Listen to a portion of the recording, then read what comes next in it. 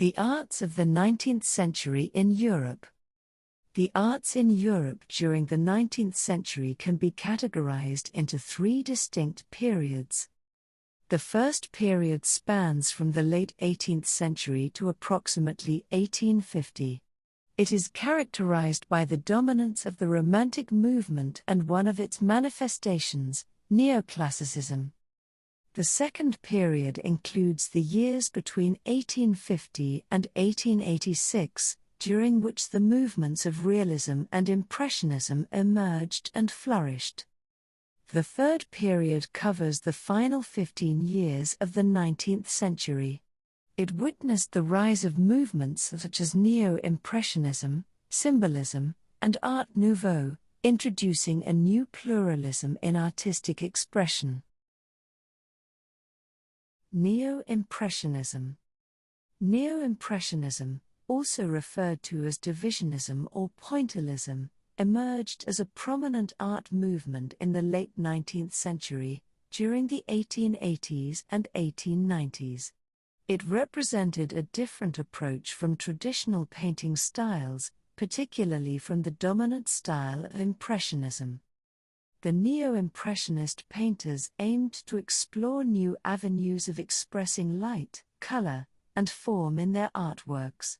Their objective was to achieve heightened luminosity and optical harmony by meticulously placing individual brushstrokes or dots of pure, unmixed colors on the canvas. This technique involved applying small dots or short brushstrokes of color side by side, allowing the viewer's eye to optically blend them and perceive the intended hues. The Neo-Impressionists believed that by using complementary and contrasting colors in close proximity, they could create vibrant and visually striking effects. Consequently, their paintings displayed a sense of vibrancy, depth, and luminosity distinct from the softer, blended brushwork associated with Impressionism. The subjects explored by Neo-Impressionist artists had a wide range. While they continued to depict landscapes and natural scenes, they were also interested in capturing modern urban life, seascapes, portraits, and still life. Their compositions often sought to evoke emotional responses from viewers while maintaining a structured and balanced arrangement. Noteworthy artists who played a significant role during this transformative period include Georges Seurat, 1859 to 1891, Paul Signac, 1863 to 1935, Maximilien Luce, 1858 to 1941, and Henri Edmond Cross, 1856 to 1910. Neo-Impressionism influenced subsequent artistic movements such as Fauvism and Cubism. Georges Seurat. Georges-Pierre Seurat, 1859 to 1891, was a French neo-impressionist artist and a key figure in the development of neo-impressionism. He was born in Paris from a wealthy family. Seurat demonstrated an early artistic talent and went on to study sculpture and design at the School of Fine Arts in Paris. Seurat aimed to harmonize the techniques of Impressionism with the necessity for rationality and order, in a way that resembled more mathematical practice. While sketching in the countryside, Seurat would finalize his artwork in the studio. He held the belief that the blending of colors would be accomplished within the observer's eye or mind. Seurat's most significant contribution to the art world lies in his revolutionary painting technique known as pointillism, which he developed in the late 1880s. This innovative approach involved applying small, distinct dots or strokes of pure color to the canvas, creating a mosaic-like effect that blend together when viewed from a distance. By skillfully placing dots of color side by side, Seurat achieved the portrayal of volume, shadows, and luminous effects in his paintings. Seurat drew inspiration from scientific theories of color and optics, as well as the Impressionist movement. He aimed to combine the spontaneity and play of light of Impressionism with a more structured and scientific approach to color and form. His subjects often revolved around themes of leisure, landscapes, and urban scenes, capturing the essence of modern life in late 19th century France. Seurat's meticulous approach and attention to detail influenced later movements such as post-impressionism and even had an impact on the development of abstract art. Georges Seurat. Bathers at Osnières. The painting, created in 1884, is currently housed in the National Gallery in London. It offers a glimpse into the daily life of the 19th century, capturing a snapshot of modernity. The artwork portrays a scene along the banks of the Seine River in the Parisian suburb of Osnières. It depicts a group of individuals enjoying their leisure time by the river on a warm day. In the background, one can observe industrial elements such as factory chimneys and a modern bridge, indicating the proximity of industrialization and urbanization to the peaceful riverside setting. Seurat differentiates himself from the Impressionists who often depicted serene moments in idyllic countryside settings by placing his figures just outside the bustling city. By examining the attire of the individuals sitting and immersed in the water, it becomes apparent that they belong to the working class, seeking a break by the riverside after their work. Within the river, middle-class individuals can be observed enjoying a pleasant day in a boat. Seurat portrays the people sitting on the grass and in the water as if they were statues, frozen in their positions. They convey a sense of stillness and contemplation, creating a serene atmosphere. They silently rest and relax, exhibiting a unified presence accentuated by the brown and white tones of their clothing. Seurat used a technique called pointillism or divisionism, utilizing small, distinct dots or strokes of pure colors on the canvas. These dots, when viewed from a distance, blend together to create a vibrant and cohesive image. Employing vibrant complementary and contrasting dots, the artist skillfully renders the volume, shadows, and radiant light that pervade this captivating composition. While the Impressionists sought to capture fleeting moments and atmospheric effects, this particular painting demonstrates a perfectly structured and disciplined composition. Bathers at Osnières showcases the evolution of Seurat's technique and marks the beginning of the artist's exploration of pointillism and divisionism, which would become his signature style.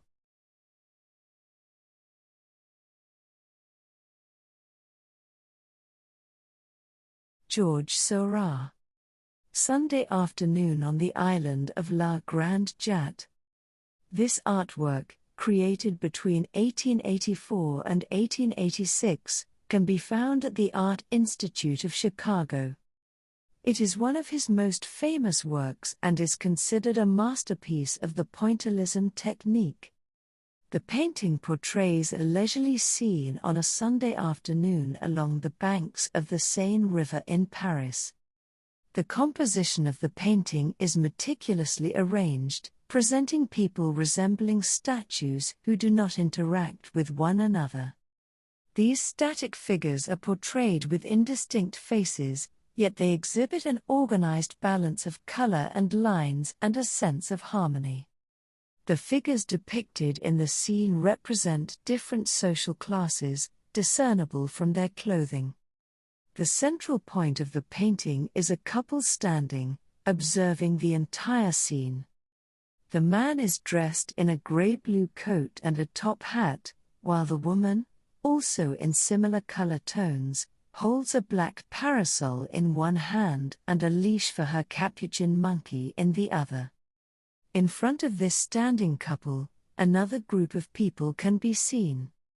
One man lies on the grass in a relaxed posture, smoking his pipe. Adjacent to him is a seated woman, seemingly occupied with a white cloth. Next to her stands a man in a dark suit and top hat, gazing at the river view while holding a walking stick. A dog can be spotted sniffing the grass behind them. In the foreground, there is a seated couple. The woman has her back turned, and the man holds a parasol. Nearby, a young woman stands at the river's edge, holding a fishing pole, possibly accompanied by another woman sitting on the grass with a parasol in her lap. Further away, a man plays the trumpet, while two soldiers stand and listen to the music. The only figure displaying movement is a little girl in an orange dress running through the center of the composition. Within the river, larger and smaller boats pass by. One boat contains a woman seated with 4 rowers, and other smaller boats display the French flag. Additionally, a woman wearing a yellow hat, a white shirt, and a red-blue skirt is depicted in the water, while a man in a brown suit observes from the shore. Once again, the pointillism technique stands out. Seurat avoids mixing colors and instead places them side by side, utilizing small parallel dots of color that visually blend when seen from a distance. The color palette includes red, blue, green, orange, and predominantly yellow, which creates vibrant highlights on the grass and radiates light throughout the entire painting. The artwork demonstrates a carefully arranged composition with skillful use of light, shadow, volume, and harmonious colors.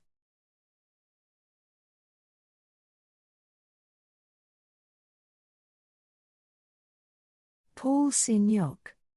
Paul Signac, 1863 to 1935, was a notable French Neo-Impressionist painter. Initially, he pursued studies in architecture, but his encounter with an Impressionism exhibition changed the course of his life, leading him to choose the path of a painter. A significant turning point in Signac's artistic journey was his association with prominent Impressionist painters, particularly Georges Seurat and Claude Monet. Seurat played a pivotal role in shaping Signac's artistic evolution by introducing him to the pointillism technique and the theory of colors. Enthralled by the potential of colors in this new approach, Signac embraced pointillism and emerged as a prominent representative of the Neo-Impressionist movement. Embracing the technique, Signac applied dots of colors side by side without blending them, allowing the final image to blend in the eyes of the viewer. In addition to pointillism, Signac was passionate about color theory, and he thoroughly studied the scientific principles behind the interaction of colors. He believed that a careful arrangement of complementary colors could enhance the visual impact of a painting and create a sense of harmony. Signac's artworks often depicted maritime scenes, ports, boats, and coastal landscapes. He was especially drawn to the vibrant colors and light of the Mediterranean coast, and many of his masterpieces portray the French Riviera. To facilitate his creative pursuits, Signac acquired a summer house in Saint-Tropez, which also served as his studio.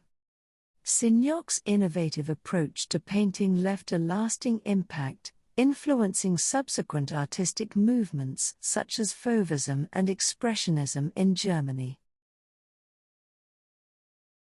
Paul Signac. Capo di Noli.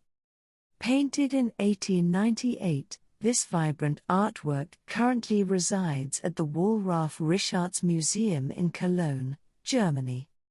The captivating composition portrays Capo di Noli, a picturesque coastal area located on the Italian Riviera, which is one of the artist's favorite themes in numerous paintings. Signac's affection for the Mediterranean coast is evident, and he even maintained a summer residence in Saint-Tropez, equipped with a well-appointed studio where he crafted his artworks. In this painting, the sea comes to life with an array of colors, alongside the serene presence of small white boats, picturesque cliffs, lush trees, and blooming flowers. Additionally, the artist includes two human figures, a woman gracefully carrying a basket atop her head and a man, likely a fisherman, untangling nets. Signoc uses a wide range of vivid colors, warm and cool tones to create a sense of depth and dimension. The contrast of complementary colors, such as blues and oranges, intensifies the vibrancy of the composition. Influenced by George Seurat's pointillism, Signoc adopted a similar technique, using distinct dots of pure color juxtaposed without blending. This method allowed the viewer's eye and mind to complete the process of mixing colors, resulting in an enhanced sense of volume, shadows, and brilliance in his paintings. Signoc's Capo di Noli exudes a serene and tranquil atmosphere, capturing the calmness of the sea and the idyllic Mediterranean setting. The play of light and color contributes to the overall sense of harmony and peacefulness, inviting the viewer to immerse themselves in the beauty of the landscape. Unlike the Impressionists, who aim to capture instantaneous impressions of natural landscapes, Signoc's primary focus lay in eliciting emotional responses through his skillful use of colors.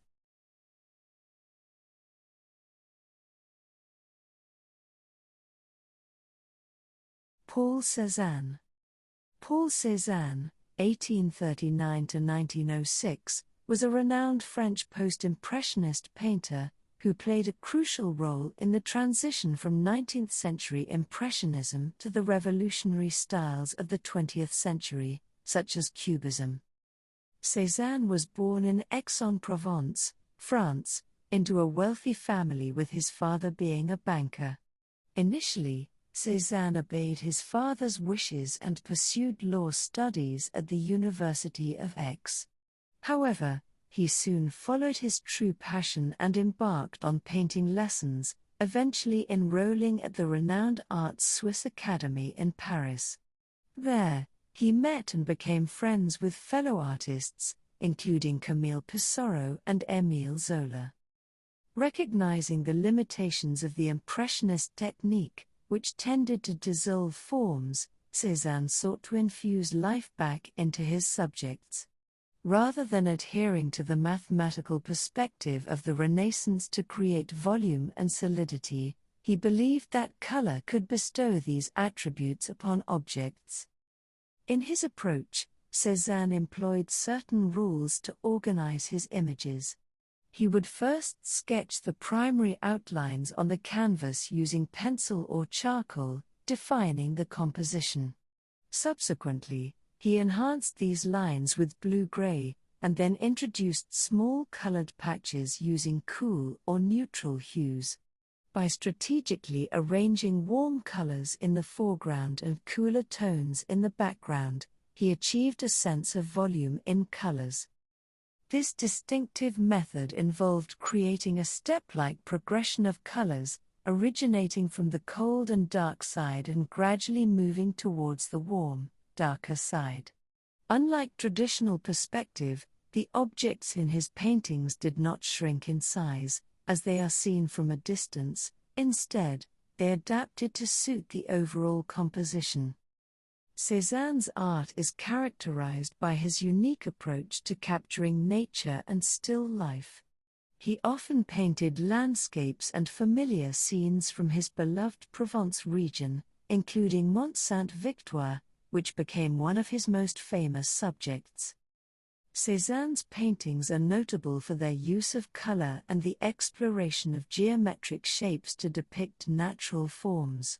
He applied multiple layers of small, distinct brushstrokes, creating a mosaic-like effect on the canvas.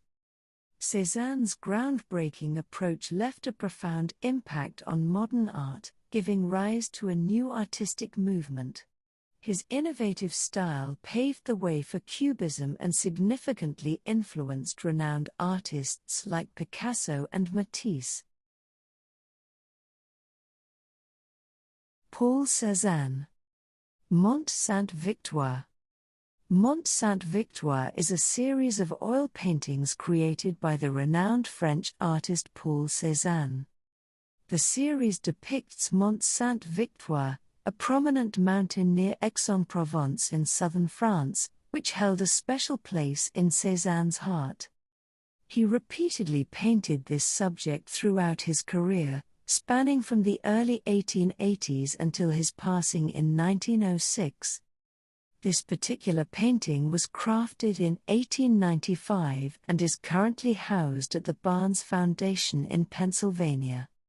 This masterpiece centers around the portrayal of Sainte-Victoire Mountain, situated in the serene landscapes of southern France. The painting captures the essence of the landscape with a keen focus on structure and geometry. Cézanne's fascination with nature's underlying geometry is evident in his depictions of the mountain. He deconstructed the landscape into simple geometric shapes, emphasizing its solid and volumetric forms. This innovative technique laid the groundwork for the geometric abstraction by Cubism. Illuminated by a gentle play of light, reminiscent of the Impressionists' style, Cézanne skillfully unites various elements in the image, including the shapes of houses, trees, the horizontally laid Roman aqueduct, and the graceful curves of the hills. These elements come together in perfect balance, remain solid and characterized by a sense of order and tranquility. Cézanne's use of bold and contrasting colors captured the shifting light and atmosphere of the landscape. Warm hues dominate the foreground, gradually transitioning to cooler tones as the eye moves toward the mountain, creating a captivating visual journey through the painting. His vibrant palette added depth and dimension, accentuating the mountain's contours and forms. The artist's distinctive brushstrokes, applied in small, distinct touches and layered to create texture, became highly influential in modern art. His brushwork influenced many subsequent artists, including the post-impressionists and fauvists. Cézanne's approach to painting Mont Sainte-Victoire was characteristic of his innovative style, which played a crucial role in the development of modern art, particularly in the transition from Impressionism to Cubism.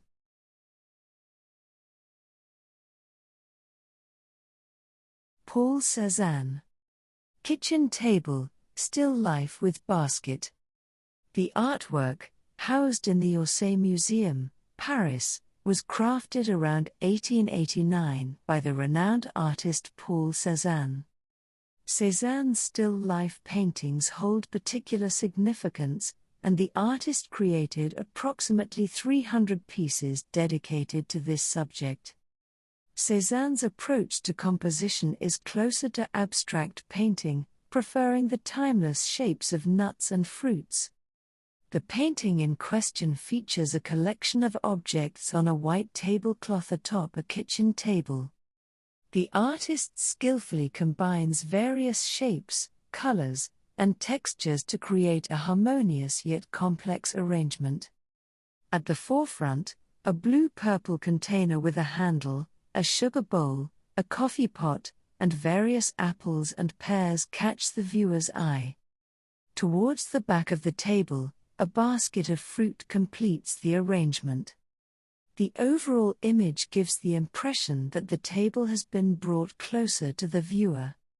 The table, adorned with a crumpled white cloth, seems tilted, presenting an unstable appearance to some of the objects placed upon it. Intriguingly, Cézanne deliberately positions the objects with meticulous care, portraying them from multiple angles to introduce distortions, a painting technique that would later become prominent in Cubism.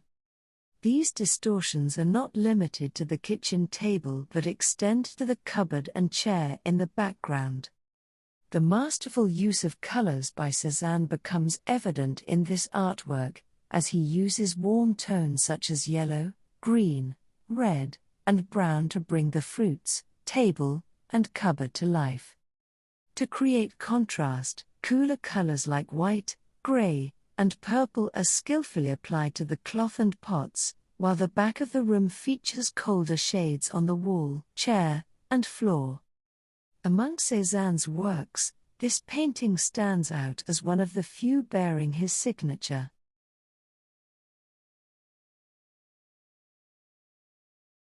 Paul Cézanne. The Blue Vase.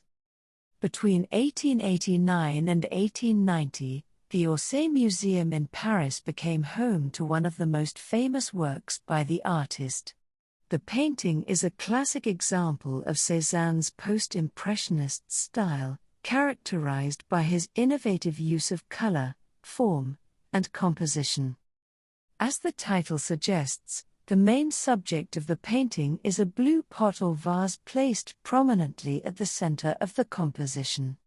It stands out with its vibrant color amidst a collection of other objects, including fruits like apples and oranges and a white plate. The vase of flowers and the scattered fruits are carefully arranged. The blue vase looks as if is seemingly merging with the blue hues of the wall. Positioned close to the table's edge, the vase becomes a focal point. The bouquet of flowers consists of dark purple irises, cyclamen, and geraniums.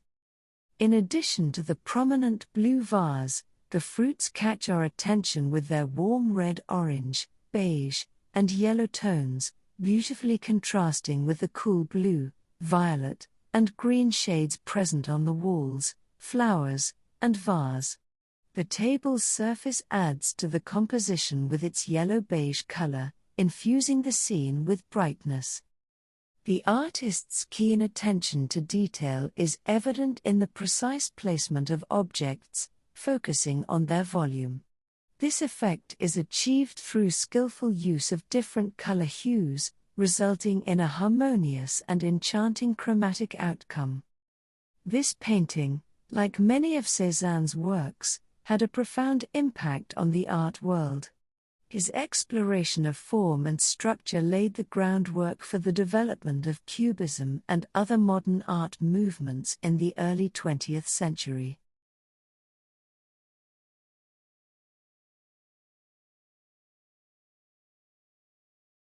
Symbolism.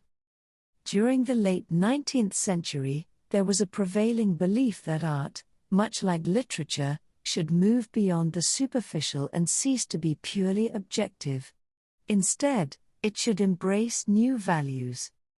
The movement, considered to be a reaction against the naturalism and realism movements of the time, and sought to explore the deeper, more abstract aspects of human experience, emotions, and spirituality. At that time, artists held the conviction that art's purpose wasn't merely to imitate nature, but to interpret and express it. They believed that the painter's or poet's imagination could breathe life into emotions, giving them tangible form. The artist's individual emotions and inner experiences were central to symbolist painting. The works were often infused with a sense of mystery, dreaminess, and introspection, aiming to evoke strong emotional responses in the viewer. Symbolist painters, through their use of color, line, and composition, conveyed their personal dreams, visions, and intense feelings. The arrangement of elements and the choice of hues were carefully orchestrated to enhance the emotional impact of the painting.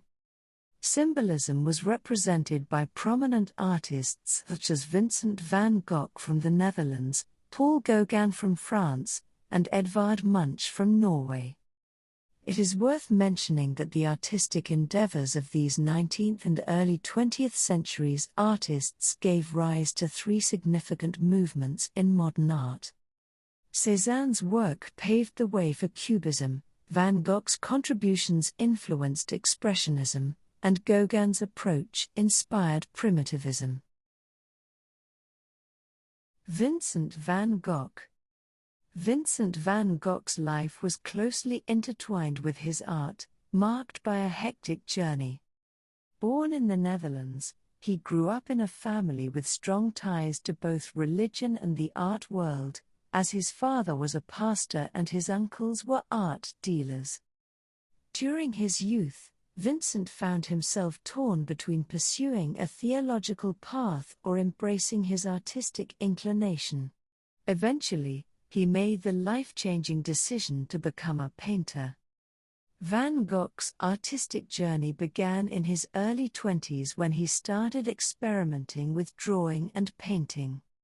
He was largely self-taught and went through several different artistic phases, each characterized by distinct styles and techniques. Van Gogh's early works were influenced by realism and the dark colors of the Dutch masters, but later on, he moved towards a more colorful and expressive style. In his artworks, influenced by his father's sermons and his own Christian beliefs, Vincent began expressing deep empathy for the poor and the oppressed in society. However, numerous failures, both personal and professional, led to severe mental strain and a nervous breakdown. Seeking inspiration and new artistic horizons, Van Gogh set off for Paris, where he got acquainted with the captivating world of Impressionism and its powerful use of colors. It was there that he became friends with Gauguin, who also shared a belief in the expressive nature of color in art. Vincent began with the techniques of Impressionism and Seurat, utilizing brush strokes and dots of pure colors. He gave his paintings a unique character, expressing his own intense emotions through the brush. However, during his time in Arles, in southern France, his health gradually declined, and conflicts with Gauguin led to a troubling incident where Vincent cut off his own ear. He sought treatment in a sanitarium for a year and later settled in Auvers-sur-Oise. Tragically, on July 27, 1890, at the age of 37, while painting a landscape, Vincent van Gogh succumbed to his inner struggles, shooting himself and passing away 2 days later. Among his remarkable works are vibrant sunflowers, illuminating landscapes, and depictions of simple subjects such as an empty chair and his bed in Arles, along with captivating portraits. His art showcases a profound influence from Japanese engravings, featuring bold color schemes and distinct outlines. Vincent van Gogh is considered a post-impressionist artist, and he is not typically categorized as a symbolist painter, although his work shares some thematic and artistic similarities with the symbolist movement. There are certain aspects of Van Gogh's work that align with symbolist principles. Like symbolists, Van Gogh expressed his emotions and inner turmoil through his art. His paintings often reflected his mental and emotional state, especially during his periods of mental illness. Van Gogh sometimes attempted to convey the emotional aspects of his subjects through his bold use of color and brushwork, creating an intense experience for the viewer. Some of Van Gogh's paintings, especially those created during his time in Arles and Saint-Rémy, explore spiritual themes and a connection to nature and the divine. Van Gogh's work is often regarded as a bridge between 19th-century post-impressionism and early 20th century expressionism, as his art showcases some of the expressive and emotive qualities that would become central to later modern art movements. Vincent van Gogh. The Potato Eaters. The painting, created in 1885, is housed in the Van Gogh Museum, Amsterdam. Van Gogh was inspired to create this piece after spending time living and working in the impoverished region of Nurnen in the Netherlands. Its purpose is to depict the deplorable living conditions endured by farmers. The artwork reflects Van Gogh's deep compassion and interest in depicting the lives of the rural poor, whom he viewed as honest and hard-working individuals. He sought to capture their harsh existence, as well as their inner dignity and humanity, through his art. The painting depicts a group of 5 peasants sitting around a table, illuminated by a single source of light, as they share a meal of potatoes. Among the figures are 3 women and 2 men. Notably, the young woman on the left gazes at the man next to her, while an elderly woman on the right pours what appears to be coffee into cups. Additionally, a faint view of another female, likely a child, is visible from behind. The composition is characterized by an interplay of light and dark. The farmers' faces and hands are illuminated by a small lantern as they consume their modest potato meal. Amidst the room's darkness, the lamp casts light on the ceiling beams. Of particular note is the skillful rendering of the woman on the right, whose face is subtly illuminated against the dark background. Van Gogh used rough features in depicting all the faces, aiming to convey an authentic representation of the farmer's arduous and ordinary existence.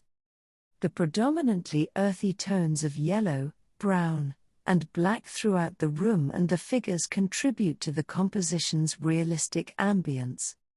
The simplicity with which the farmer's hands are depicted, engaged in sharing food and serving coffee, gives an almost religious atmosphere, evoking thoughts of the Holy Communion. Ultimately, the painting powerfully communicates the artist's deep social emotions with naturalistic intensity.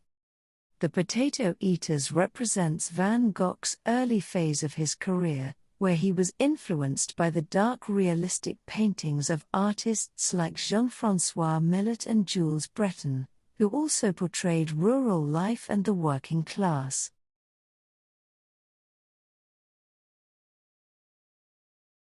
Vincent van Gogh. The Bedroom. The famous painting, created in 1888, is currently housed in the Van Gogh Museum in Amsterdam. This masterpiece depicts the interior of Vincent van Gogh's bedroom in Arles, situated within the Yellow House. It is renowned as one of his most celebrated works. Van Gogh painted 3 similar versions of this bedroom scene, each exhibited in a different museum. The 3 versions of the bedroom are nearly identical in terms of subject matter and composition, but they differ in color, style, and some minor details. The first version was painted in 1888 and is currently housed in the collection of the Van Gogh Museum in Amsterdam, Netherlands. The second version, completed in 1889, is part of the Art Institute of Chicago's collection. The third version, also painted in 1889, is displayed at the Orsay Museum in Paris, France. The main distinction among these versions lies in the portrayal of the portraits hanging on the wall. The first painting shows Vincent's friends, Eugène Bosch and Paul-Eugène Milliet. In the other 2 renditions, alongside Vincent's self-portrait, an unfamiliar woman's image catches the viewer's eye. The painting showcases Van Gogh's distinctive style with bold colors, thick brushstrokes, and expressive techniques. He intended to portray the simplicity and intimacy of his personal space, providing a glimpse into his private life. The bedroom is depicted as a humble and tranquil room with minimal furnishings and personal items. Within the bedroom's interior, a bright yellow bed with 2 yellow-green pillows and sheets, along with a red blanket, stands out. 2 portraits adorn the wall above the bed, set against a serene violet backdrop. The headboard area features some hanging clothes and an above landscape painting. A double window with green outlines and light green shutters is in the center of the wall. Positioned to the left of the window, a black-framed mirror hangs, while a yellow chair is near the bed, accompanied by a small orange table displaying a blue basin and various washing items. Tones of yellow, orange, green, red, violet, blue, and white fill the room with vibrant colors. Van Gogh explained that the prevalence of yellow symbolizes the sun, warmth, and happiness. The purple walls complement the green window and enhance the prominence of the yellow bed. To achieve shading, the artist utilized dark black outlines around the objects, reminiscent of flat Japanese prints. Interestingly, Van Gogh's primary objective was not to portray the space realistically but rather to use colors and shapes to express his emotions and elicit corresponding feelings from the viewers. The painting evokes a sense of tranquility, relaxation, and serves as a source of imagination. The artwork offers to the viewer a unique glimpse into the artist's inner world.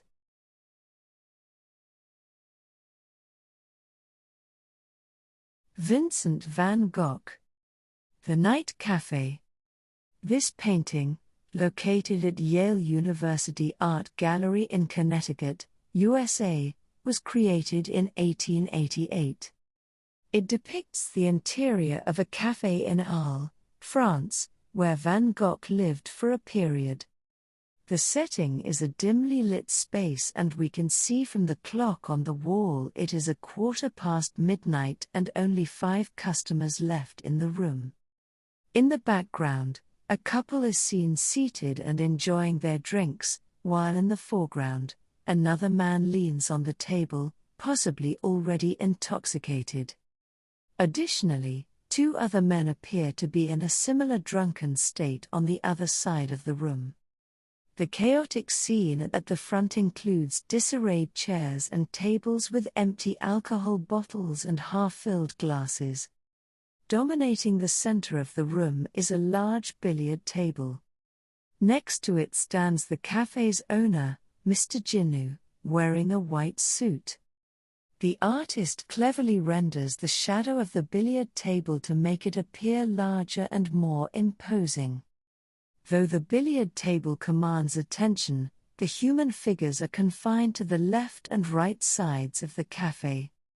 The artist uses bold and vivid colors, using thick brush strokes to convey the psychological tension and ambience of the scene. The dominant colors in the painting are yellow, red, and green, creating the sense of tension and unease. The ceiling is green, while the walls are adorned with red and yellow tones. The lamps emit an orange-green light, almost resembling halos, illuminating the place. The billiard table and the floor are painted with yellow and green hues. Towards the back, a door with an open curtain suggests the possibility of other rooms and adds depth to the image. Notably, the empty chairs, a recurring theme in the artist's works, symbolize feelings of loneliness. The Night Cafe is often considered a representation of Van Gogh's inner turmoil and mental state during this period of his life. The intense colors, disorienting perspective, and lack of a comforting atmosphere evoke a sense of loneliness, anxiety, and emotional distress. Through his use of color and composition, the artist symbolically expresses his inner state. Red and green are employed to represent the passions of humanity and convey the idea that the cafe can be a place of self-destruction or madness.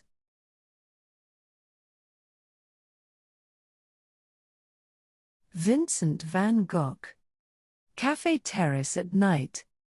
Painted in 1888, this painting is currently housed in the Kröller-Müller Museum in Otterlo, Netherlands. The painting depicts a café terrace located in the town of Arles, in the south of France. The scene is based on an actual café called Café de la Gare, now known as Café Van Gogh, at the Place du Forum, a popular square in Arles. Van Gogh frequently portrayed nighttime scenes in his work, and this particular painting captures the atmosphere of a warm, lively summer night. Upon the cafe's terrace, visitors are seated around tables, enjoying the evening ambience. Among them, a figure dressed in white likely serves as the waiter, attending to the customers. Another individual can be seen heading inside the building. The composition guides our gaze from the luminous side to the darker side, where a cobbled street is bustling with people passing by, in front of the cafe. In the distance, a carriage and horse are faintly visible. As we move away from the main road, a dark alley emerges, where the only sources of light are the windows of the houses. Additionally, the bell tower of a distant church stands out against the darkness. The painting's captivating allure lies in its striking color contrasts. Warm and bright tones of yellow, orange, green, and white harmonize with cooler blue-violet and dark blue hues, creating a powerful and intense composition. Through skillful use of light and dark colors, the artist crafts a luminous surface that captivates the viewer's eye amidst the dark sky. The captivating blue-violet hue of the sky is adorned with stars resembling delicate flowers. The stars seem to dance across the canvas, giving the painting an ethereal, dreamlike quality. Furthermore, the bright yellow color of the illuminated area is accentuated by the blue-purple of the sky and the houses adorned with orange lights. The tables are rendered in a vivid silver shade, inviting passers-by to take a seat. Altogether, the atmosphere creates the tranquility of a summer night, inviting people to enjoy beautiful moments in this charming setting.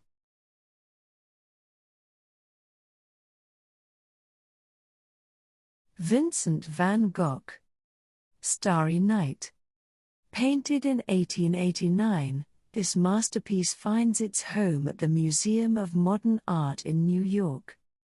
It is the product of Van Gogh's memory rather than a mere depiction of a landscape, reflecting the period when the artist resided in the asylum at Saint-Rémy-de-Provence. The painting reflects his emotional state, depicting a turbulent and vibrant interpretation of the night sky. The composition revolves around the dominating night sky adorned with a crescent moon and shimmering stars. The vaulted sky seems to dance with swirling nebulae. The stars, with their yellow dots and thick white brushstrokes, radiate across the canvas. The star of Venus, near the cypress tree, appears as a radiant, concentric circle, with luminous white and yellow light. We observe the spiral nebula, the stars, and the captivating yellow-orange moon, almost as if the artist sought to blend the moon and the sun in a single hue. Beneath the starry sky, a small village and a church with a high bell tower are surrounded by the dark blue mountains.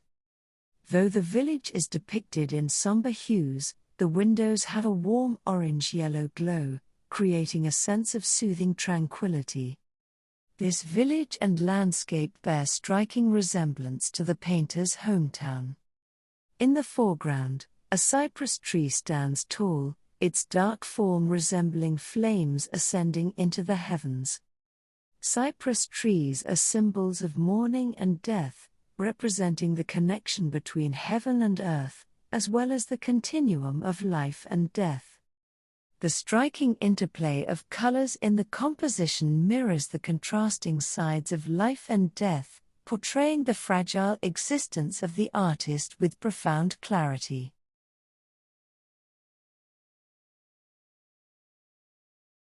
Vincent van Gogh. Church at Auvers. The painting was made in 1890 and is currently housed in the Orsay Museum, Paris. This artwork is one of his last works before his death. It depicts the Notre-Dame de l'Assomption church in the small village of Auvers-sur-Oise, located in the outskirts of Paris, France. The Gothic-style church stands tall against a backdrop of deep blue sky, curiously devoid of any angular or straight lines. Evidently influenced by Japanese art, the artist used thick, dark outlines and flat color surfaces to depict the landscape. The use of bold colors and thick application of paint exemplifies his emotional intensity and captures the essence of the scene rather than a realistic representation. The dominant deep blue of the sky seems to invade everything on earth, even penetrating the church windows, leaving them dark and devoid of any internal light. This shadow extends beyond the church, creating an overall gloomy atmosphere. The only area that appears to have some light is the road outside. This contrast between the expressive sky and the structure of the church reflects Van Gogh's emotions during this period, a mix of inner turmoil and a search for solace and spirituality. Van Gogh used smooth, fluid lines to depict the church's polygonal arch, giving it a trembling appearance that reflects the artist's fragile mental state. A sense of nostalgia for his homeland is depicted through the figure of a lonely woman dressed in a Dutch costume, walking towards the church.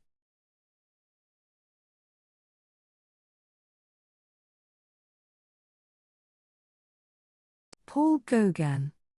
Paul Gauguin, 1848–1903, was a renowned French painter, sculptor, printmaker and writer. Gauguin, like his fellow artist and friend Vincent van Gogh, was mostly self-taught. Gauguin's early works were influenced by Impressionism and the works of artists like Camille Pissarro and Vincent van Gogh.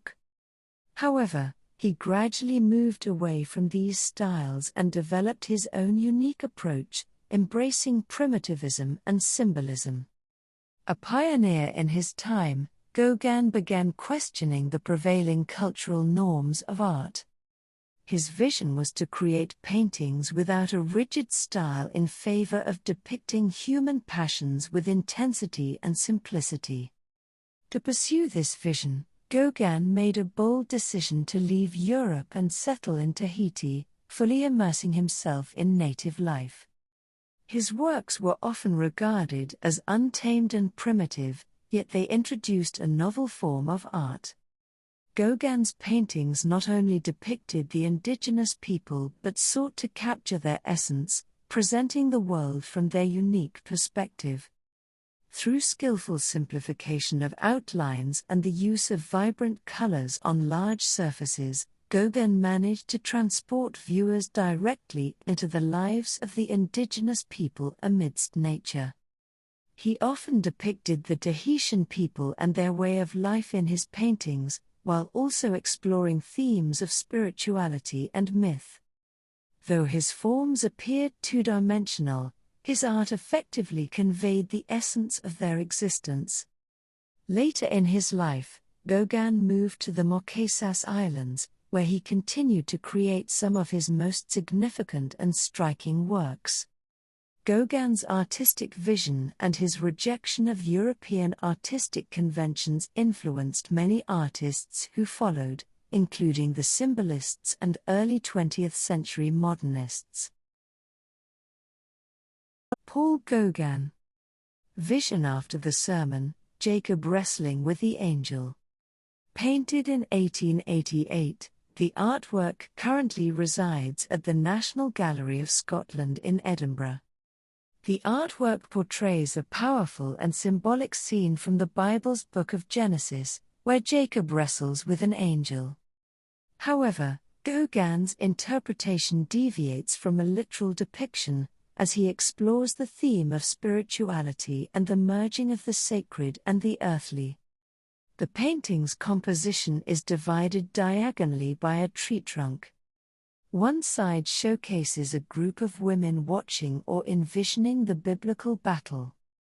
Their portrayal is vivid and bold, featuring non-realistic colors and simplified shapes, characteristic of Gauguin's unique style. On the other hand, the background showcases a visionary space. Gauguin portrays Jacob wrestling with an angel, depicted as a radiant figure with expansive wings. This supernatural scene is painted in an even more abstract manner, using swirling and expressive brushstrokes combined with vibrant colors. The local Breton peasant women, dressed in traditional costumes, observe the unusual spectacle in the foreground. The concept behind this depiction stems from the idea that the women's spiritual experience during the sermon has led them to collectively envision the biblical event. Gauguin's fascination with mystical and symbolic elements of religious stories is evident in this painting, as he seeks to explore the inner emotions and spirituality of his themes. Gauguin skillfully uses the Japanese influence, featuring flat shapes with bold outlines, unambiguous surfaces, a lack of shadows, and a portrayal of the battling figures. His color palette with red, white, black, and blue hues masterfully renders the composition's flat forms. Interestingly, Gauguin deliberately uses symbolic red for the meadow, instead of realistic earthy tones. The anti-naturalistic colors, and especially the red of the meadow, emphasizes his tendency to simplify both form and color, concentrating on conveying only the essential aspects of the artwork.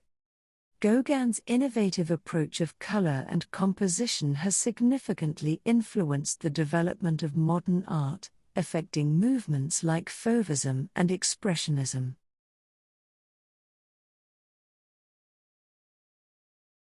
Paul Gauguin. The Spirit of the Dead Keeps Watch, or Manoa Tupapor. Painted in 1892, this artwork is housed in the Albright Knox Art Gallery, located in New York. It is a significant work that showcases Gauguin's fascination with the exotic and mystical elements of Tahitian culture.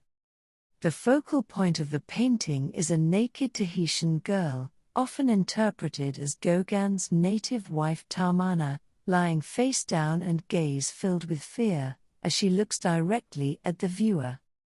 Positioned behind her on the bed is another female figure, an elderly woman dressed in black. This ghostly figure, depicted as a pale and haunting image of a woman, with her eyes wide open, observes the young girl. The nature of the relationship between the two remains enigmatic. Could she be a real person or a creation of the young girl's imagination? Perhaps the symbolism within this image holds a dual meaning. One interpretation suggests that the young girl is thinking with fear the presence of a deceased spirit, taking the form of the elderly woman, or it could be the spirit of the deceased watching over the girl. The phrase Manoa Tupapor embodies both notions, signifying the act of either seeing the spirit of the dead or the deceased spirit vigilantly watching over the living. Through the use of flat forms and a color palette featuring purple on the wall, and yellow and blue on the bed, the painter creates intense emotions. The artist masterfully uses the power of colors to convey precisely what he intended, the essence of the circle of life, capturing the essence of youth and old age, life and death.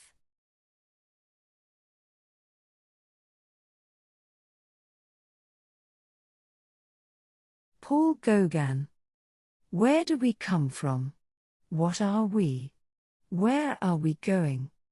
Painted in 1897, this significant composition is housed in the Museum of Fine Arts in Boston. This artwork is considered one of Gauguin's masterpieces, reflecting the artist's fascination with philosophical and existential questions about human existence, spirituality, and the mysteries of life. Created in Tahiti, the painting portrays three distinct stages of human existence, each inscribed in words by the artist in the upper left corner: where do we come from? What are we? Where are we going? Where do we come from? In the left-hand side of the canvas, Gauguin depicts three female figures, representing different stages of life. The figure on the far left is an infant, symbolizing birth and the beginning of life. The figure on the right is an elderly woman, representing old age and the end of life. What are we? The central section of the painting shows a group of people engaged in various activities, surrounded by a variety of animals, including a cat, a dog, and several other creatures. We also notice center a young male figure holding an apple, accompanied by a young seated woman reminiscent of Adam and Eve in the Garden of Eden. These figures are thought to represent the different stages of life and human experiences, and the animals may symbolize the connection between humans and the natural world. Gauguin's use of vibrant colors and bold outlines adds to the dreamlike and symbolic quality of this section. Where are we going? The right-hand side of the canvas portrays figures moving towards a group of mysterious, idol-like figures and a large, enigmatic tree. A metaphysical ambience emerges with the presence of a blue statue symbolizing the beyond, according to Gauguin. This section has been interpreted as a representation of the afterlife or the spiritual journey, where humans seek answers to life's ultimate questions. Despite being reminiscent of religious themes from European tradition, infused with Gauguin's experiences from Tahiti, this composition is ultimately Gauguin's personal and spiritual exploration of life's fundamental existential questions. Where do we come from? What are we? Where are we going?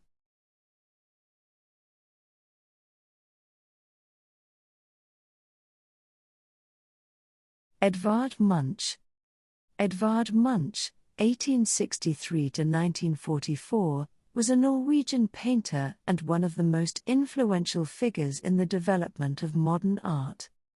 Born in the small village of Adelsbrück, he later moved to Oslo due to his father's medical profession. Growing up, Edvard had 3 sisters and 1 younger brother. Tragically, he experienced the loss of his mother, Laura, and his eldest sister, Johanne Sophie, both succumbing to tuberculosis. These losses deeply impacted him, and he was raised in a strict religious environment by his father and aunt. Initially, Munch embarked on studying engineering but ultimately found his true passion in painting. He decided to nurture his artistic talent and enrolled at the Royal School of Art and Design in Oslo. Influenced by the Impressionists early in his career, Munch's desire to convey deeper meanings and express his emotions through art led him to the vivid world of Vincent van Gogh and Paul Gauguin. As an artist, Munch sought to infuse his works with feelings, employing color and line to present a wholly subjective perspective in painting. His personal experiences, such as losing his mother and sister to tuberculosis, often served as themes in his art, exploring subjects like illness and death. Munch's art is often associated with symbolism, a movement that sought to express emotions and ideas through symbolic imagery. Later in his career, his works were also associated with the Expressionist movement, which emphasized the emotional and psychological impact of art, often using vivid colors and distorted forms. Munch's art influenced the Symbolist and Expressionist movements in the late 19th and early 20th centuries, had a profound impact on subsequent generations of artists, particularly the German Expressionists. Among his most renowned creations stands The Scream, an iconic painting, which has become a symbol of existential angst and anxiety in the modern world. Edvard Munch.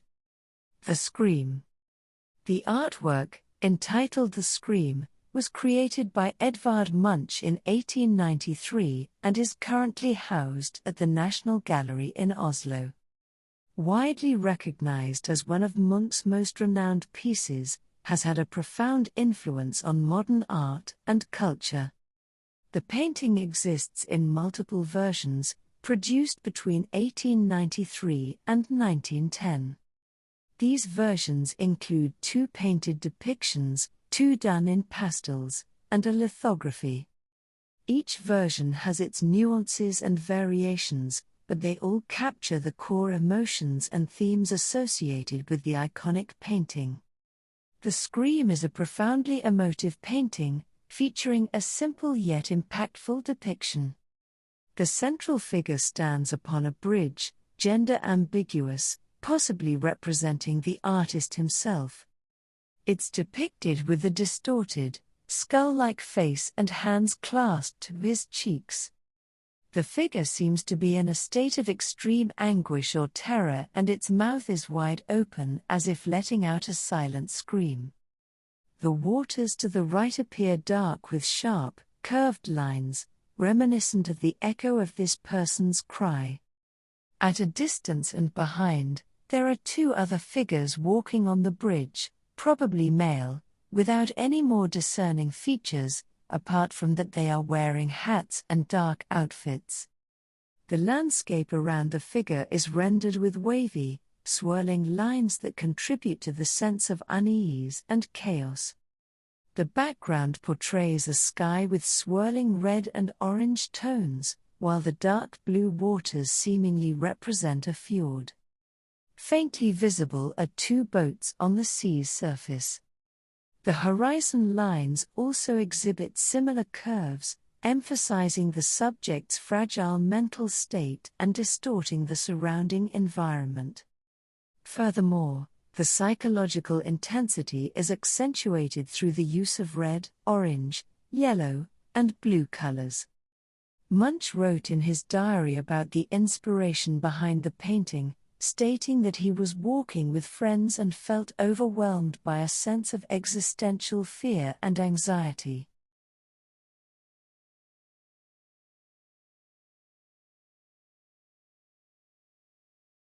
Art Nouveau. Art Nouveau, also known as Jugendstil or the New Art, was an influential art movement that emerged in the late 19th century and flourished until the early 20th century, particularly between 1890 and 1910. It included various forms of artistic expression, particularly in architecture and applied arts, focusing heavily on decorative elements. Beyond art and architecture, Art Nouveau extended its influence into industrial design, crafts, graphic arts, book and magazine editions, furniture and textile design, pottery, and even women's fashion. The movement's creators drew inspiration from the English arts and crafts movement, contributing to the distinctive and innovative features of this new artistic style. The leading figure of the movement was the poet, William Morris.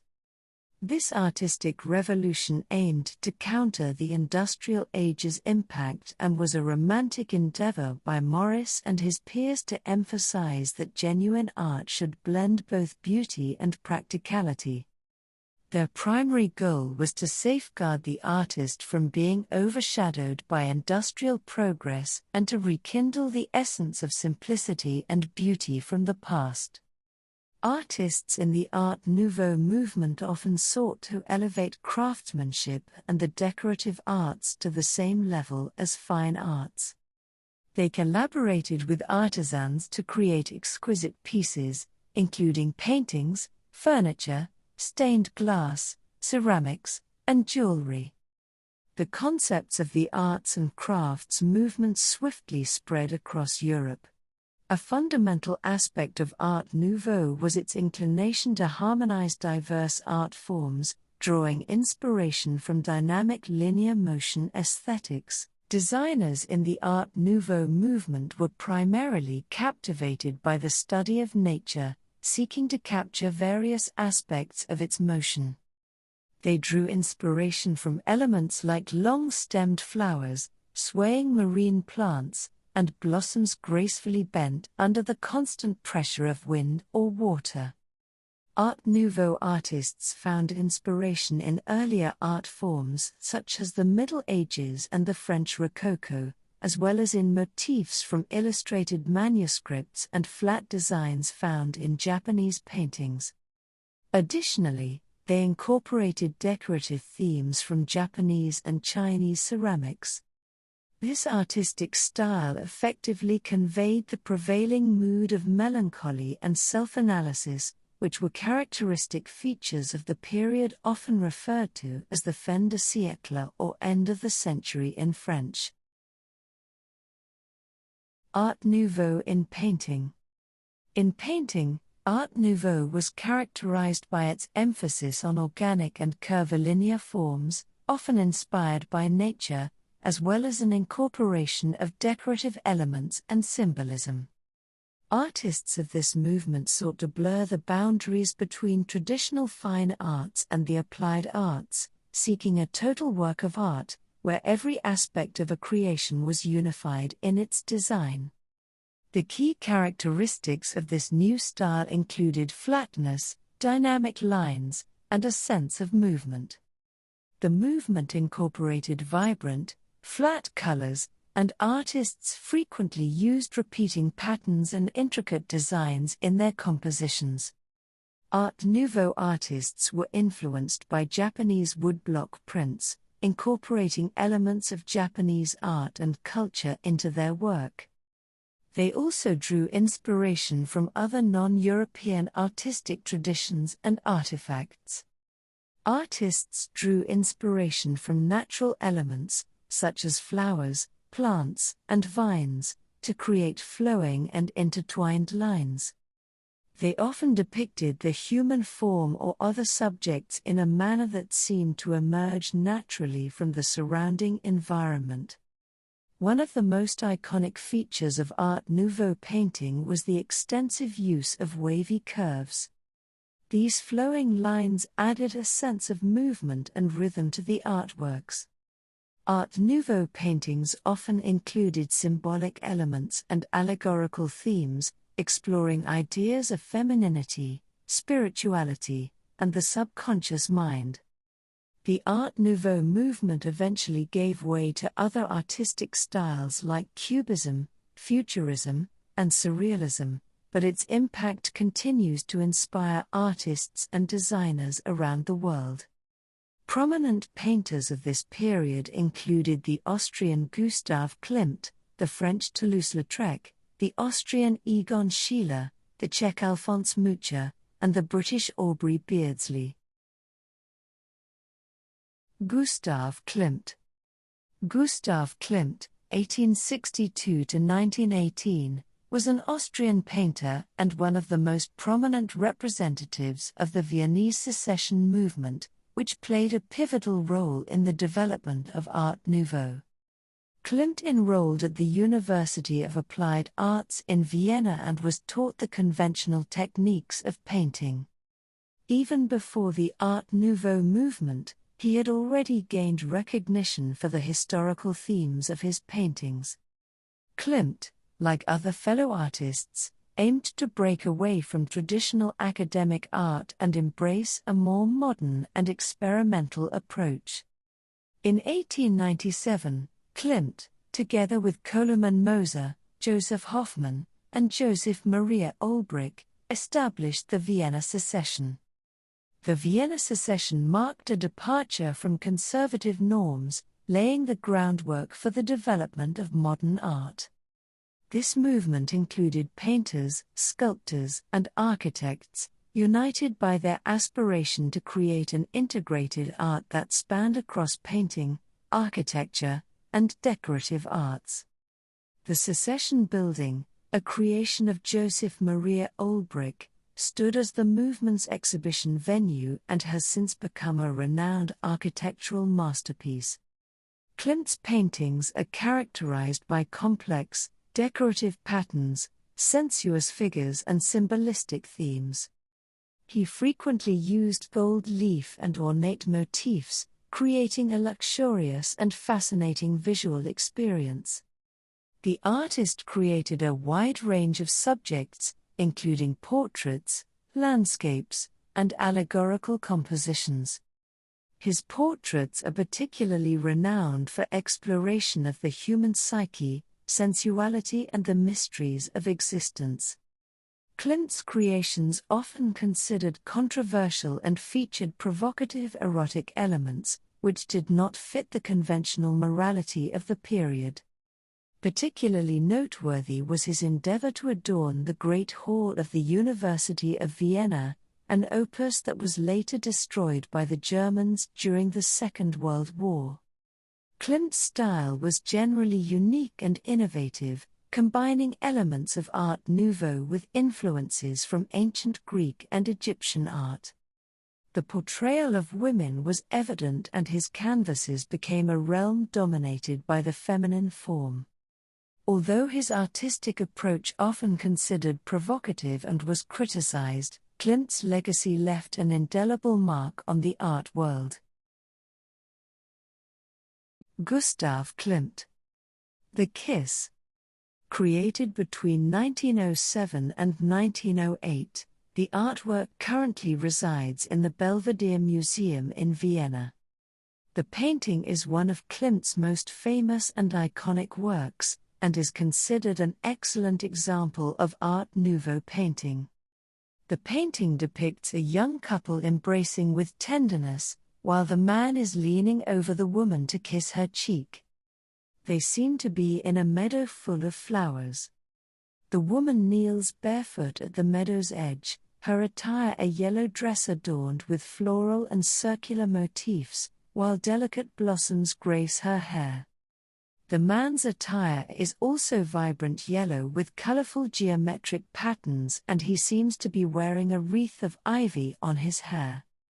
This ornate background adorned with spirals and geometric shapes, all of which are rendered in gold leaf, gives the impression of a luminous and opulent appearance. The figures are depicted in two-dimensional form, but with vibrant colors. Their garments are formed from thin layers of gold and silver leaf, an art inherited from the artist's father, a skilled gold engraver. The composition reminds us the mosaics of Byzantine and Egyptian art. As the man bends to kiss the closed-eyed woman, his face remains concealed. The affectionate intertwining of their hands communicates their sentiment. Cloaked in luminous gold, the lovers appear isolated, existing within their own realm of unity. Love takes on a cosmic dimension, as if true happiness can exist beyond the real world. The kiss has become an iconic image of art history and is often reproduced and referenced in popular culture. Its captivating blend of eroticism, spirituality, and ornate decoration has contributed to be considered as a masterpiece of European art.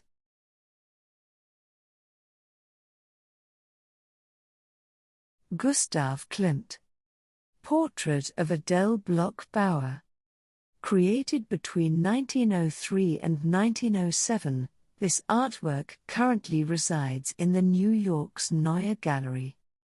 Klimt was renowned for his portraits, which often featured his subjects in luxurious clothing and surrounded by elaborate decorations. His distinctive style combined elements of Symbolism and Art Nouveau, an art movement that sought to break away from traditional academic styles and explore innovative and avant-garde approaches to art. The portrait depicts Adele Bloch-Bauer, a prominent Viennese socialite and the wife of Ferdinand Bloch-Bauer, a wealthy banker and industrialist. While in a seated position, the distinction between the chair, clothing, and background fades, leaving only her hands and face rendered with naturalistic precision. Akin to the artist's other works, we observe gold and silver leaf, reminiscent of Byzantine and Italian mosaics. Beyond Adele's attire, traces of Egyptian and ancient Greek symbolism emerge. Her almost statuesque stillness conveys an air of enchantment and remoteness to her visage. Intertwined with the radiant ornamental tapestry, the woman seems to transform into a precious objet d'art in her own right. Klimt's portrait of Adele Bloch-Bauer is considered a pioneering work in the history of modern art. It embodies the merging of traditional portraiture with innovative techniques and a decorative, abstracted style. This painting, along with Klimt's other works, played a significant role in shaping the course of modern art.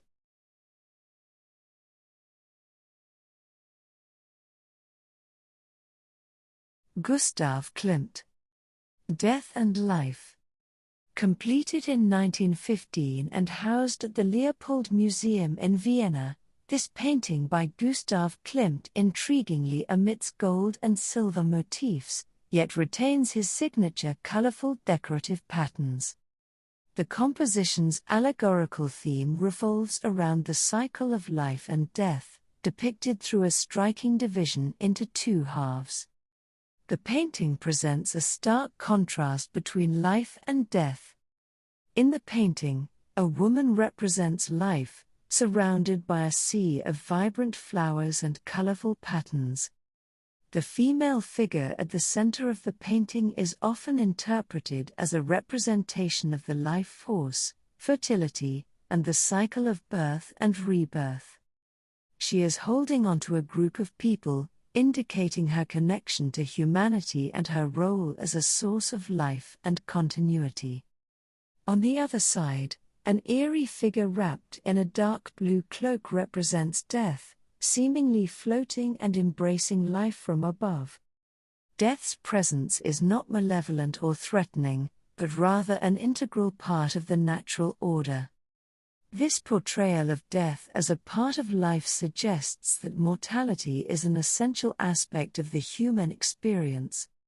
The artwork conveys a profound message as it portrays humanity seemingly at rest in a deep slumber, symbolizing various stages of life, youth, childhood, and old age, unconsciously intertwined.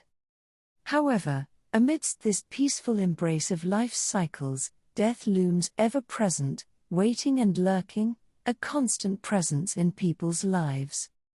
The painting raises questions about the meaning of life and the inevitability of death, inviting viewers to reflect on the philosophical aspects of existence.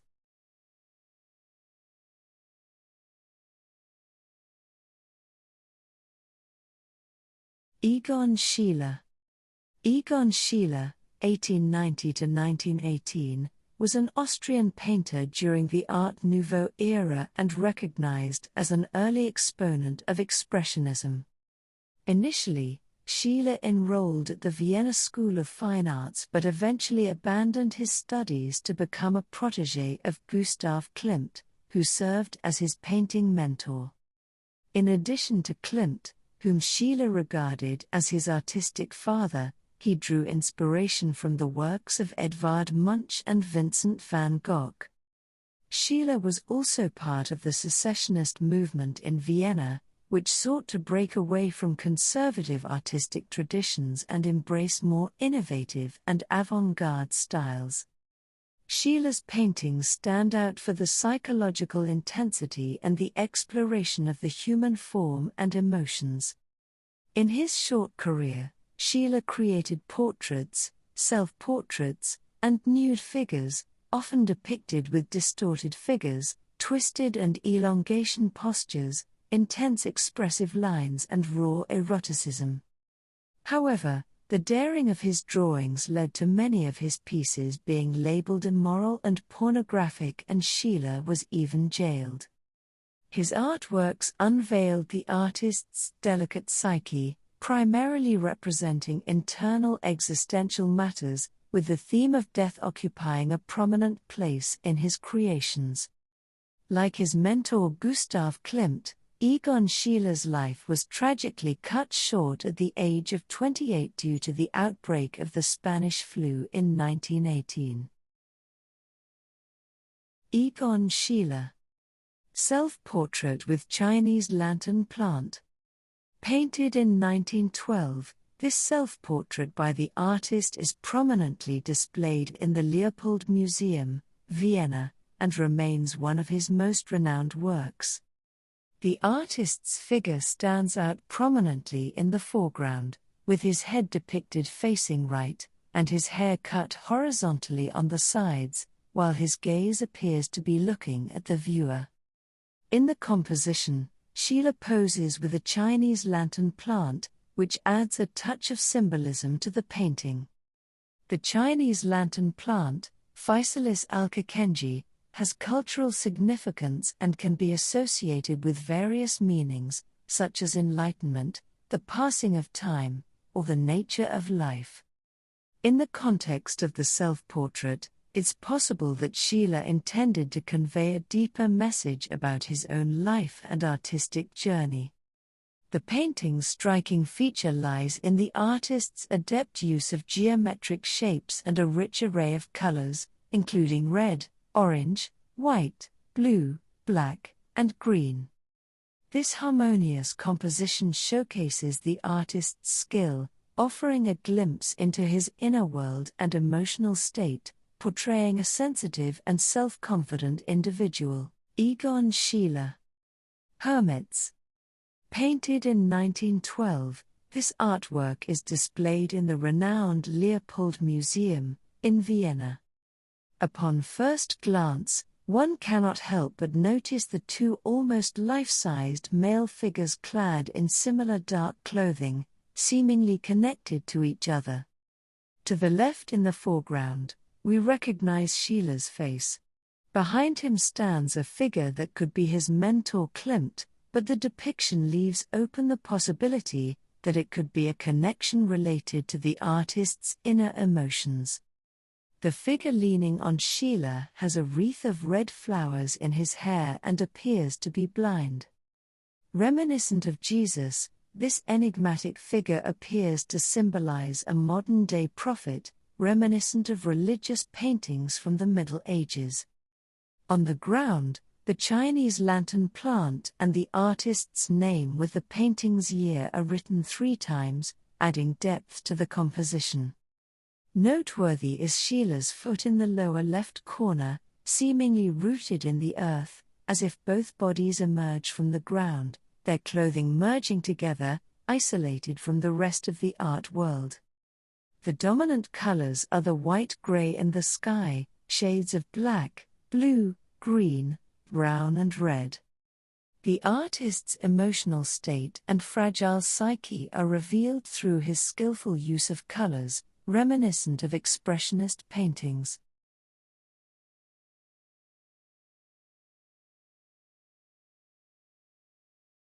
Toulouse-Lautrec. Henri-Marie Raymond de Toulouse-Lautrec Montfort, 1864–1901, came from a rich and aristocratic family in the southern region of Albi, France. A talented illustrator and painter, he displayed a keen interest in the arts from a young age, with painting and drawing being his primary passions. Following his parents' divorce, Toulouse-Lautrec relocated to Paris with his mother. However, he faced a unique challenge as an adult due to a genetic disorder that affected his growth, resulting in his short stature. It is believed that this health issue might have been influenced by his parents' shared familial background as first cousins. In Paris, Lautrec followed the bohemian lifestyle of Montmartre, a vibrant artistic and entertainment district. There, he became friends with other artists and performers and often depicted the nightlife and cabaret scenes of the city in his work. Toulouse-Lautrec is renowned for his portrayal of the Parisian cabaret culture, especially the famous dance halls like the Moulin Rouge and the Folies Bergère. He became fascinated with the performers, dancers, and prostitutes, and his art captured the essence of their lives and struggles. He used a unique approach to his artwork, employing bold and expressive lines and often combining multiple techniques such as drawing, painting, and lithography. Toulouse-Lautrec's style was influenced by Japanese prints, which he admired for their simplicity and use of color.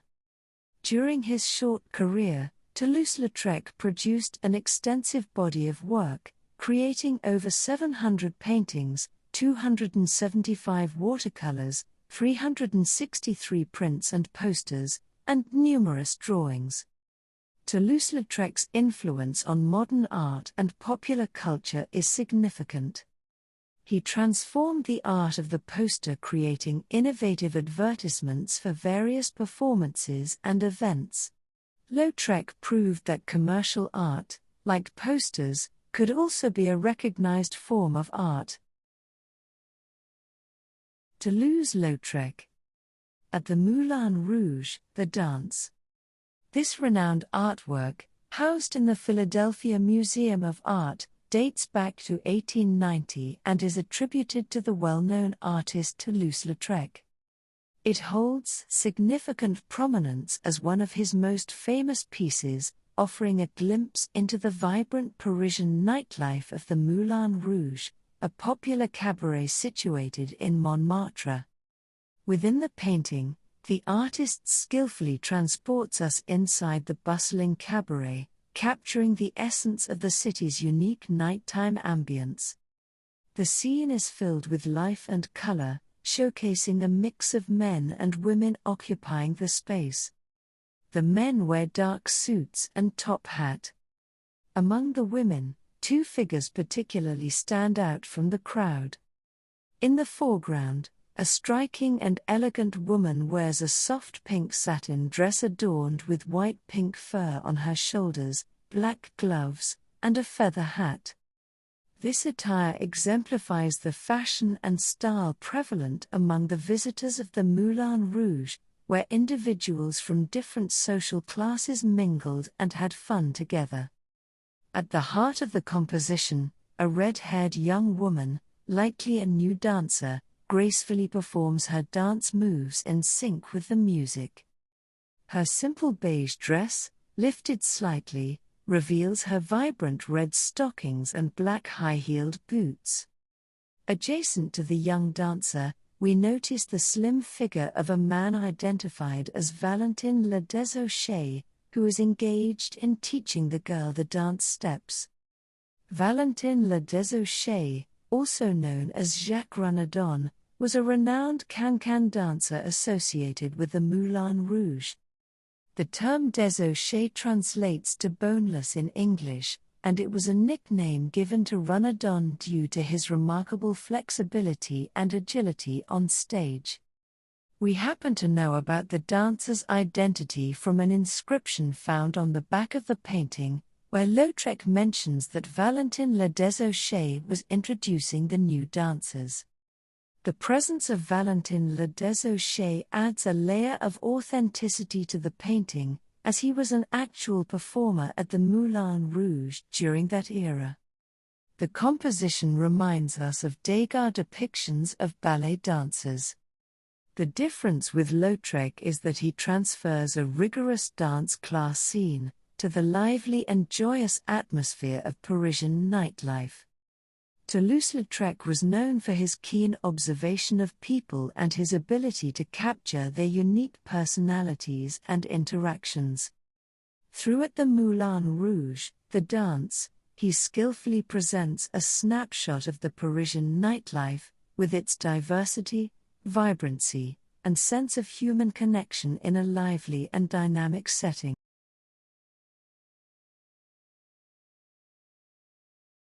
Toulouse-Lautrec. Avril. Crafted in 1893, this lithograph currently resides in the Metropolitan Museum of Art in New York. The advertising poster is the art form for which Lautrec earned widespread recognition. This particular one depicts the famous dancer of the Paris night scene, Jane Avril. Jane Avril, a close friend of Toulouse-Lautrec, commissioned this poster to promote her upcoming show at the Jardin de Paris Cabaret. In the poster we see Jane Avril performing her iconic can-can dance maneuver. The can-can was a popular French cabaret dance in the 1840s and continues even to this day. The main features of the dance resides in the dynamic sways of skirts and petticoats, all harmonized with high kicks. Wearing a bright yellow-orange dress, Jane Avril commands attention with her lively can-can kick. On the other side, there's a tall double bass with elongated neck that seems to create the poster's border. We can't see the musician's face, but we can clearly see his hand holding the instrument. What surprises us in the composition is the enigmatic expression of Jane Avril. Her face shows that she is not following the frenetic pace and vibrancy of the Parisian nightlife. It gives us the impression that she is sad, tired, or simply that she is completely focused and absorbed in her dance moves. The dominant colors are black ink, shades of yellow, orange, red, gray-green and white, reflecting the intense and lively energy of the Parisian cabarets. In this lithograph, the technique of Toulouse-Lautrec is clearly influenced by the Japanese art of ukiyo-e. Toulouse-Lautrec was known for his ability to capture the essence of the characters he portrayed, and this lithograph is no exception, showcasing the personality and the dancing skills of Jane Avril.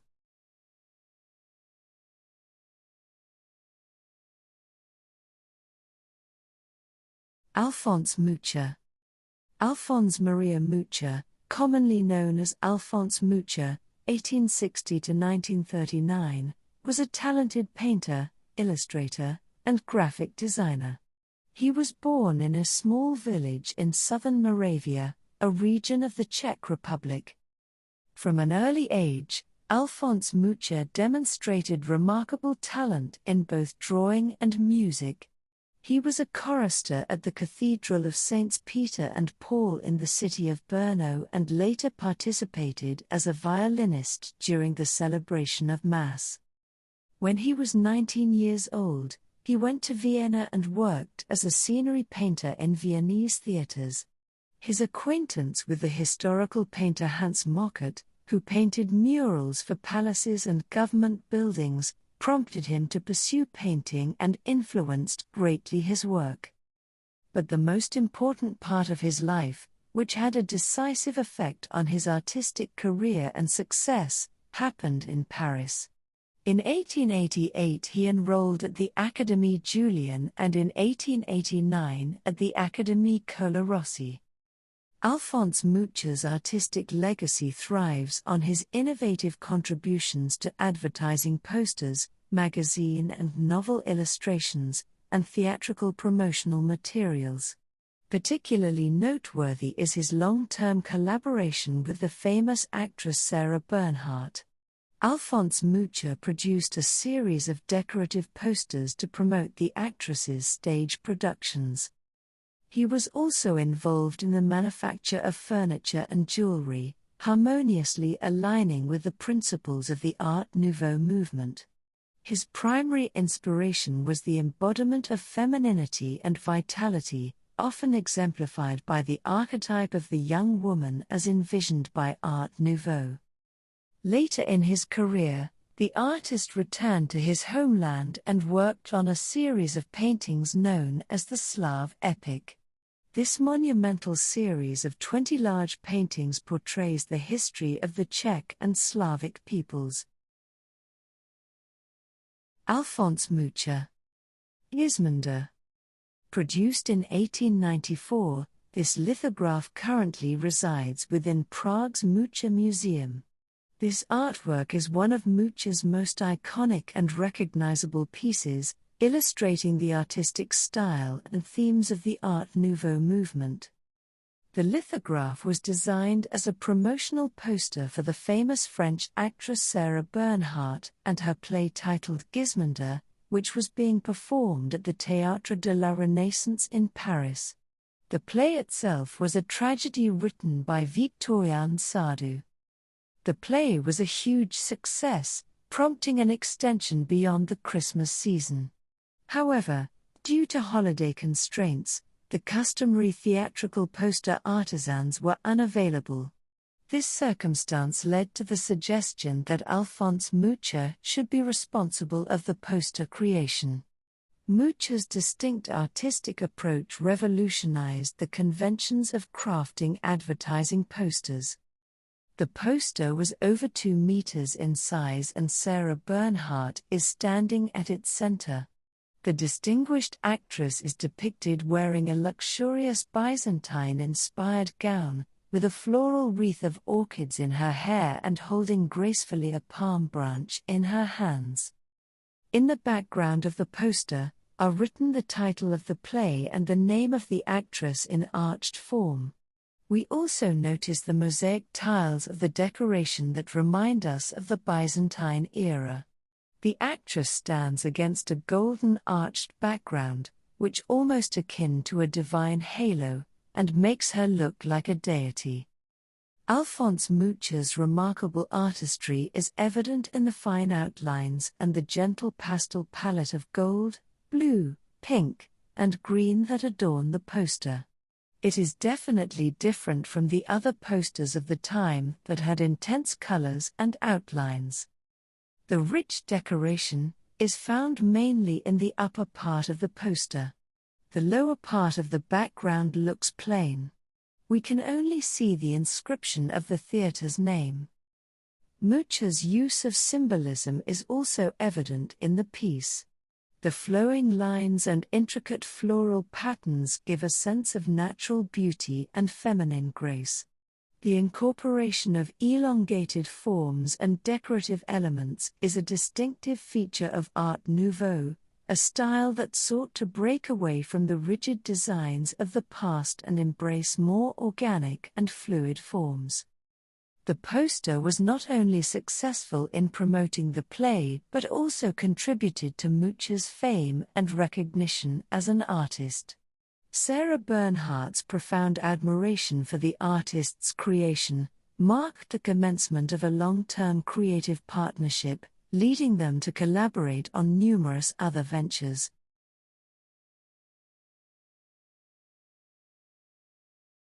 Alphonse Mucha. The Seasons. Produced in 1896, these color lithographs currently reside within the Mucha Museum, in Prague.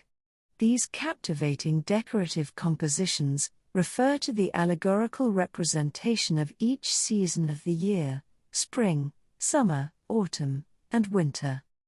The artworks typically depict a central female figure who personifies the essence of each season, surrounded by symbolism and decorative motifs associated with that time of year. In the first decorative panel, Mucha depicts spring. Spring is introduced as a charming young lady. Portrayed as an enchanting young woman, Spring exudes an aura of innocence with her long, blonde hair and a diaphanous white dress. Standing before a blossoming tree adorned with white blooms, a wreath of the same graces her hair. In her hand she holds a lyre, which appears to be made of a branch, and she is accompanied by 3 little birds perched upon the instrument. The lithograph representing spring is symbolizing rebirth and growth. The second panel depicts summer. Summer appears as a seductive figure with chestnut hair, crowned by a wreath of fiery red poppies in her hair. She wears a nearly nude toned attire and reclines against a grapevine, her feet immersed in refreshing waters, to cool off on this hot summer day. Summer symbolizes the abundance and vitality of the season. Autumn follows, depicted as an attractive woman in a translucent gown and with long auburn hair wearing a wreath of chrysanthemums. Seated upon a fruitful grapevine, she holds a bunch of grapes within the idyllic autumn landscape. Autumn symbolizes a sense of transition, maturity, and harvest. Finally, Mucha represents winter. Winter takes the form of an ethereal female figure clad in a full-length cape in pastel green-yellow hues. The landscape is snowy, and in her delicate hands, she cradles a small bird, offering warmth. Amidst the snowy branches of a bush, 3 more little birds puff their feathers for insulation against the cold. Winter symbolizes a time of stillness, introspection, and renewal. The two-dimensional style of these decorative panels reveals the artist's influences from Japanese engravings. Characteristic of the Art Nouveau era is the sensual and elegant depiction of the female form. Women are represented as ethereal beings with femininity and dynamism. Mucha's decorative panels were so popular that he crafted 2 additional sets with the same theme in 1897 and 1900. The season's lithographs showcases his ability to combine symbolism, decoration, and allegory into fascinating compositions.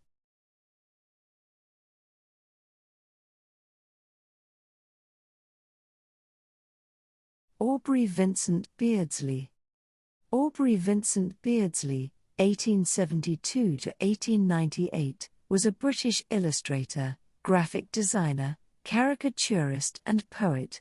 He is best known for his distinctive and provocative black-and-white drawings that captured the aesthetics of the Art Nouveau and decadent movements. He is renowned for his intricate ink illustrations that featured themes of eroticism, satire, and the grotesque. Beardsley studied at the Westminster School of Art under the guidance of the painter Frederick Brown. In 1892 he travelled to Paris and became acquainted with the poster art of Toulouse-Lautrec, Japanese prints, and the Art Nouveau movement. Beardsley's work is closely associated with the Art Nouveau movement, which emphasized intricate designs and organic forms. He was also associated with the decadent movement, which explored themes of beauty, decadence, and often featured a sense of the macabre. His illustrations often combined these elements in a unique and distinctive way.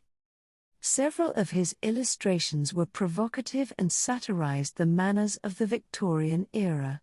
Together with Oscar Wilde and James McNeill Whistler, they were exponents of the aesthetic movement. The aesthetic movement believed that art should not have any moral or didactic meaning. Their motto was art for art's sake.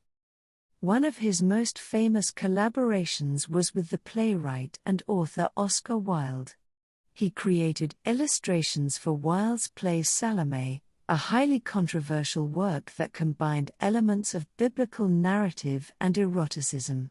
However, due to its controversial nature, the play was banned from being performed in England at the time. Beardsley was also the art editor for The Yellow Book, a British literary magazine that published essays, stories, and poems alongside artwork. His involvement in the magazine helped to establish his reputation and allowed him to showcase his distinctive style. Despite his short life, he died at 25 of tuberculosis. The artist with his daring posters had a significant impact on the development of Art Nouveau. Aubrey Vincent Beardsley. The Peacock Skirt. The drawing was made in 1893 and now resides in the Victorian and Albert Museum, London. The Peacock Skirt is one of 16 black and white ink illustrations for Oscar Wilde's play Salome, a tragedy in one act. Salome, a biblical figure, was the stepdaughter of Herod Antipas, ruler of Galilee during the 1st century. According to the New Testament, Herod was the one who ordered the executions of both John the Baptist and Jesus of Nazareth. The play depicts the attempted seduction of John the Baptist by Salome. James McNeill Whistler was a source of inspiration for the peacock design. James McNeill Whistler, along with architect Thomas Jekyll, designed the dining room at 49 Prince's Gate in London, known as the Peacock Room. In this illustration, Salome stands with her back turned, adorned in a long embroidered robe reminiscent of peacock feathers. Her hair is also decorated with peacock plumes, while in the background we also see the majestic countenance of a peacock. Notably, Salome leans in the direction of a male figure, referred to as the young Syrian within the play. This dynamic composition creates the impression that she is trying to seduce him. The artist questions the strict Victorian morality of gender roles. In the Victorian era, women were portrayed as passive and inferior to men. Beardsley, through Salome, offers an alternative portrayal of a young woman who uses her sensuality as a means to dominate over the opposite sex. The drawing "The Peacock Skirt" is an iconic example of Aubrey Beardsley's contribution to the Art Nouveau movement. The illustration features intricate details, flowing lines, and a combination of sensual and ornate elements, which are characteristic of Beardsley's style. It remains a significant work in the area of illustration and art history.